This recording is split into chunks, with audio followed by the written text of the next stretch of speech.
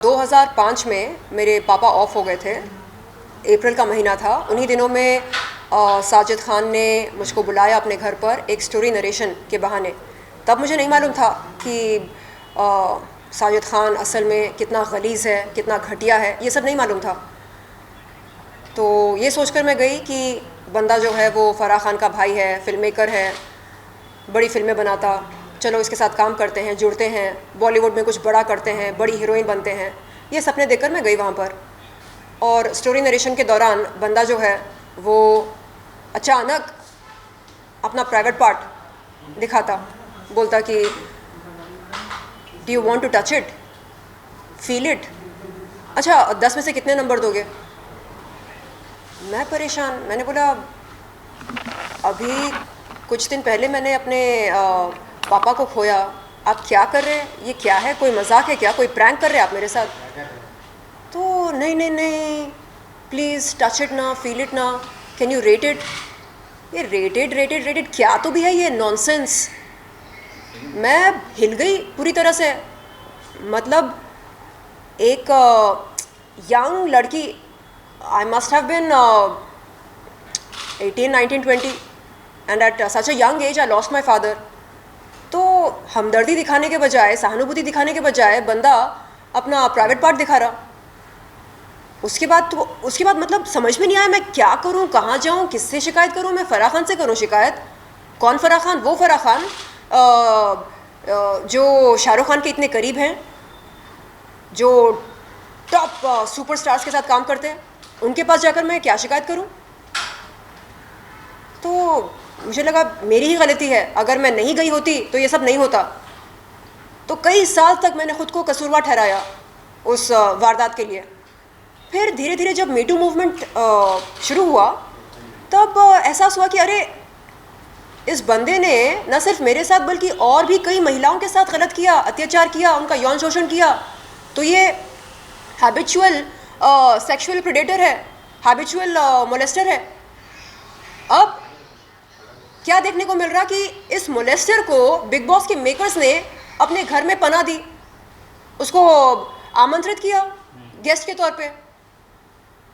तो ये देखकर चिढ़ मची कि अरे जिस इंसान ने कई महिलाओं के साथ अत्याचार किया, यौन शोषण किया, उसको बिग बॉस के मेकर्स बुलाकर उसकी मेहमान नवाजी कर रहे, खातिरदारी कर रहे। हाँ, बोल रहे आओ खेलो, हमारा गेम खेलो, रियलिटी शो में भाग लो। रियलिटी शो है ना, उसकी रियलिटी बाहर आने दो ना। आप क्यों छुपा के रख रहे हो उसकी रियलिटी? उसको आपने मौका दिया बिग बॉस के घर में आकर खुद को पेश करने के लिए। हाँ, कैसे खुद को पेश कर रहा वो? जैसे कि कुछ भी नहीं हुआ उसके साथ, मतलब उसने कुछ किया ही नहीं लाइफ में, कुछ भी गलत नहीं किया, निर्दोष एकदम ऐसे पेश कर रहा खुद को। तो हमको भी बुलाओ, सारी पीड़ित महिलाओं को बुलाओ बिग बॉस के घर के अंदर, हम भी जाते, हम भी बात करते उससे, हम पूछते उससे क्या किया बे, क्या किया हमारे साथ, बोल। तब हिम्मत नहीं थी बात करने की। हम लोग यंग थे, हमारे पापा गुजरे थे, तब हिम्मत नहीं थी। आज हिम्मत पैदा हुई। चल निकाल अपना प्राइवेट पार्ट, निकाल। रेटिंग चाहिए ना, चल देते रेटिंग, नेशनल टेलीविजन पर हम देते रेटिंग। गलत कर रहे बिग बॉस के मेकर्स, सलमान खान सर गलत कर रहे। तो शरीन, अभी आपका नेक्स्ट स्टेप क्या है? क्या सोच रहे हो आप, आगे क्या करने वाले हो? मेरी बात हुई अपने वकीलों से, सैफ जी हैं, सोहेल सर हैं, दोनों से मैंने बात की। उन लोगों ने बोला आप फिक्र मत करो, हम लोग लीगल नोटिस भेज रहे हैं अभी, बहुत जल्द लड़का आएगा आपके पास, आपके दस्तखत लेगा लीगल नोटिस पे, पहुंच जाएगा कोरियर के ज़रिए, बिग बॉस के ऑफिस पर पहुंच जाएगा, आप टेंशन मत लो। मैंने बोला सर प्लीज़ कुछ करो, मुझे अच्छा नहीं लग रहा। एक मोलेस्टर उस घर में बैठा है और सलमान सर उसको पनाह दे रहे। वो उसके भाईजान है, हमारे भाईजान नहीं बन सकते क्या? बन के दिखाओ हमारे भाईजान, हम भी आपको प्यार देंगे, दुआएं देंगे।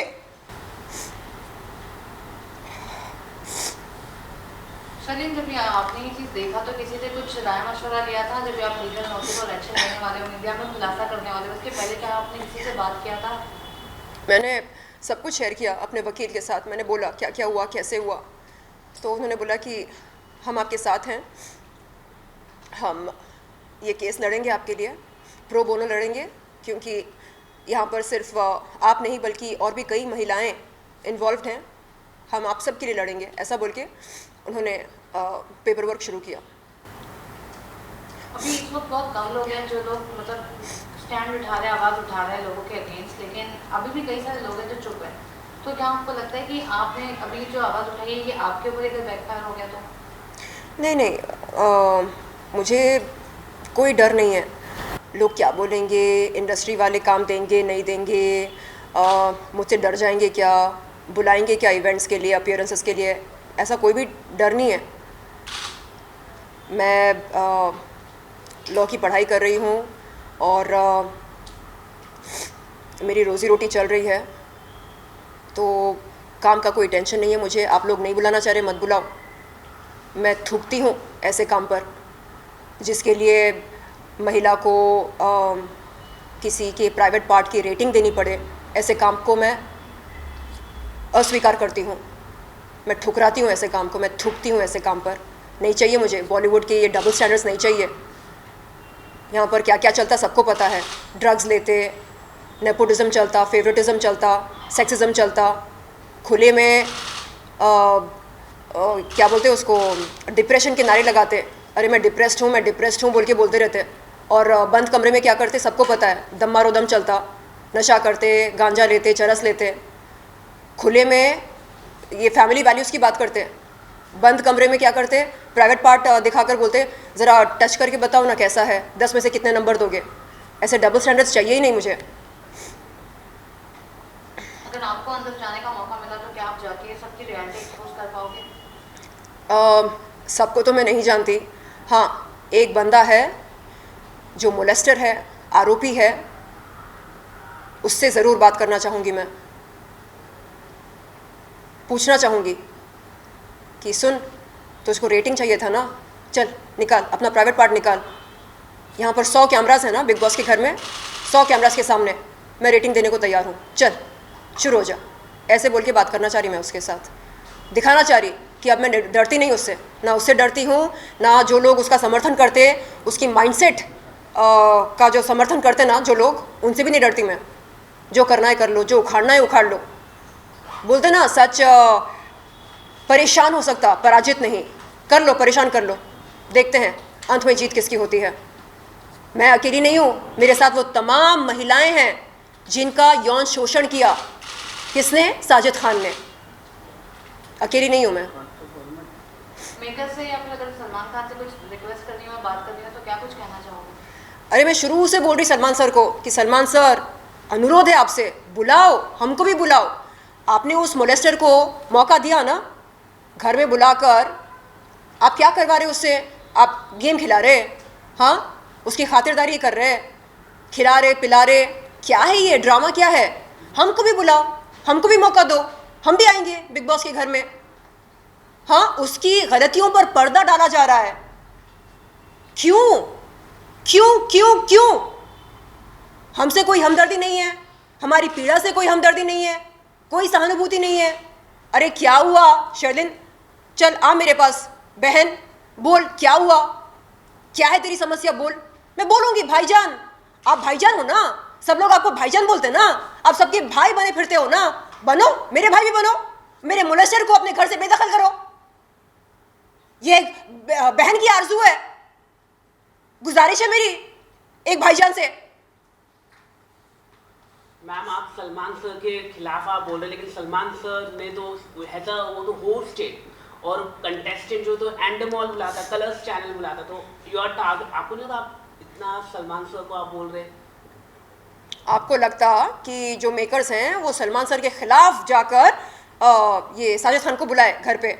सलमान सर ने बोला होगा कि नहीं मत बुलाओ उसे, मेकर्स ने बोला चुप, तुझको हम फीस दे रहे ना होस्टिंग के लिए, चल फीस ले, मुंह बंद रख कर, मुंह बंद करके होस्टिंग कर, ऐसा बोल रहे हैं मेकर्स।